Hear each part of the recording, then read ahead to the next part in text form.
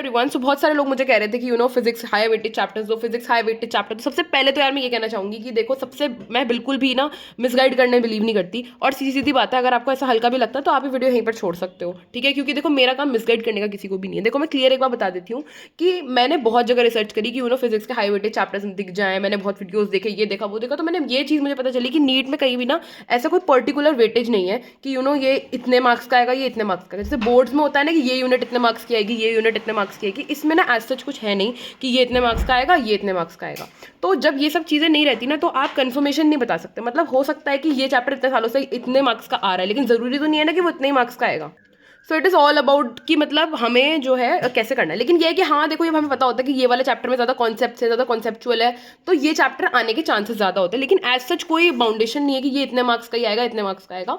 तो ये मैं पहले ही क्लियर कर देती हूँ। और मैंने खुद बहुत सारे वीडियोस देखे ऐसे रिसर्च करने के लिए, एंड खुद मैंने चैट जीपीटी का यूज़ किया है, गूगल का यूज़ किया, मैंने बहुत सारे बतेरी चीज़ों का यूज़ किया हुआ है। सो इसलिए मैं ये नहीं कह रही कि ये जो मैं प्लान बता रही हूँ या जो ये मैं आपको कैटेगरी बता रही हूँ बहुत सर्टेन है, बहुत पर्टिकुलर है, ऐसा कुछ नहीं है। लेकिन हम अंदाजन जो लगाते हैं कि मतलब अंदाजे से ये कितना होगा या कितना नहीं होगा, मैं उस हिसाब से आपको बता देती हूँ।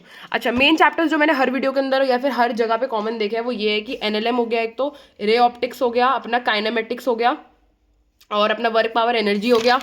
इसके अलावा ऑल्टरनेटिंग करंट और अपना मैग्नेटिज्म वाला moving magnetism, current, electricity, gravitation, और अपना क्या कहते हैं ये एटम्स एंड न्यूक्लियाई। इसके अलावा यूनिट्स एंड डायमेंशन और सेमी कंडक्टर, ऐसे चैप्टर्स थे जो हर किसी ने अपनी वीडियो के अंदर या चैट जीपीटी के अंदर या फिर गूगल के अंदर बोले हैं कि ये इंपॉर्टेंट वाले हैं, ठीक है? लेकिन उससे सबसे मिला मिलू के मैंने एक प्लानर बनाया, और इवन चैट जीपीटी ने ही ये थोड़ी बहुत हेल्प करी है, थोड़ा गूगल एंड थोड़ा सा जो मैंने वीडियो से कंटेंट निकाला उससे मिला के मैंने कुछ वीडियो बनाने का जो है प्लानर बनाने का ट्राई किया है। सो इसको आप बहुत ऐसा भी मत सोचो कि बिल्कुल एग्जैक्ट जो मैंने बोल दिया कि इतने मार्क्स का आएगा तो ये इतने ही मार्क्स का आएगा, ऐसा कुछ भी नहीं है। देखो, हम सिर्फ गेस कर सकते हैं, बाकी हमें नहीं पता। ऊपर नीचे होगा लेकिन ज्यादा वेरी भी नहीं करेगा, ऐसा भी नहीं है कि बहुत ज्यादा ही वेरी करेगा। ये सब कुछ मैच मैच ही होगा, ठीक है? तो फिजिक्स हाई वेटेज चैप्टर्स में सबसे पहले तो मैं इसको बता देती हूँ कि मैंने इसे 3 कैटेगरीज में बांटा हुआ है, कैटेगरी 1, कैटेगरी 2 एंड कैटेगरी 3 के अंदर बांटा हुआ है, ठीक है? कैटेगरी 1 में अपने वो क्वेश्चन है जो 3 से 5 क्वेश्चन आएंगे जिस चैप्टर में से, मतलब आसपास है, फिर से मैं कह रही हूँ अंदाजा है, ये कुछ पर्टिकुलर नहीं है, ठीक है? दूसरी कैटेगरी आती है 2 से 3 क्वेश्चन की, एंड तीसरी कैटेगरी आती है 1 to 2 क्वेश्चन की। हो सकता है कि इसमें से 1 to 2 आए, वैसे इसमें यूजुअली डायरेक्ट क्वेश्चन ही आते हैं, ठीक है? अब हम स्टार्ट करते हैं।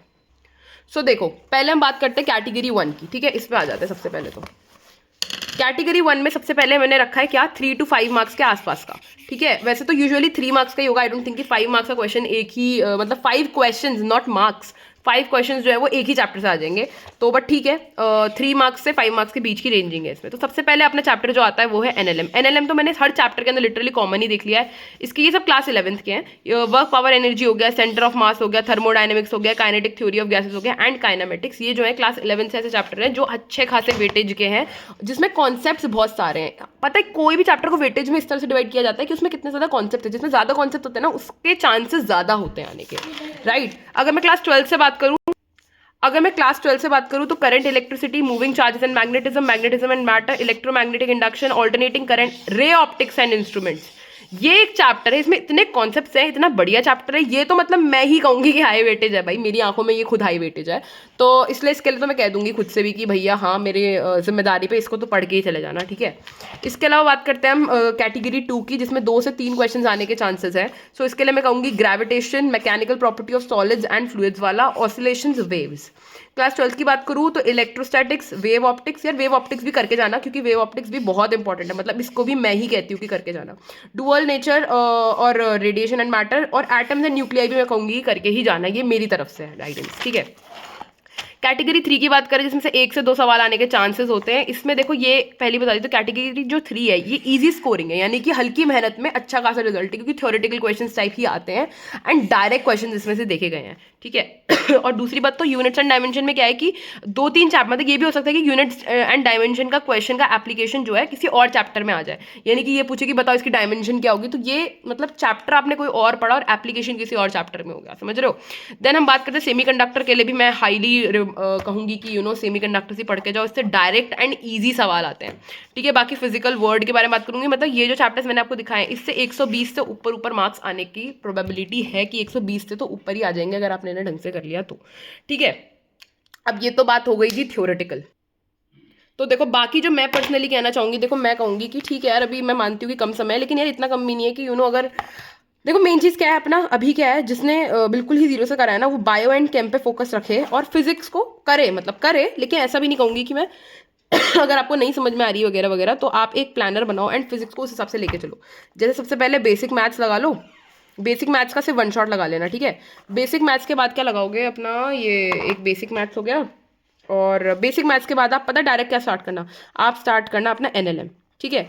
और काइनामेटिक्स को रखना साइड में, क्योंकि काइनामेटिक्स ना बहुत लोगों को टफ लगता है। अब क्या आप स्टार्ट करोगे ना, अगर आप इस काइनामेटिक्स को करके बीच में छोड़ दोगे तो क्या होगा कि आप आगे जो बढ़ सकते थे वो बढ़ नहीं पाओगे। इसलिए मैं कह रही हूँ कि एनएलएम से स्टार्ट करो। एनएलएम जो एक बेसिक चैप्टर है, इंपॉर्टेंट चैप्टर है, इसके जो आगे के चैप्टर्स है ना वो सब एनएलएम से ही कनेक्टेड है कहीं ना कहीं। इसलिए मैं कह रही हूँ कि एनएलएम को करने में फायदा है, ठीक है। काइनामेटिक्स का क्या कर सकते हो, इसको मैं कहूँगी काइनेमेटिक्स को वन शॉट से कर लेना, डिटेल्ड वन शॉट से कर लेना, क्योंकि बहुत लोगों को चैप्टर टफ लगता है, लोग छोड़ देते हैं। इसलिए मैं कह रही हूँ डिटेल्ड वन शॉट से करोगे तो बढ़िया रहेगा, क्योंकि मैंने एमआर सर का भी देखा था।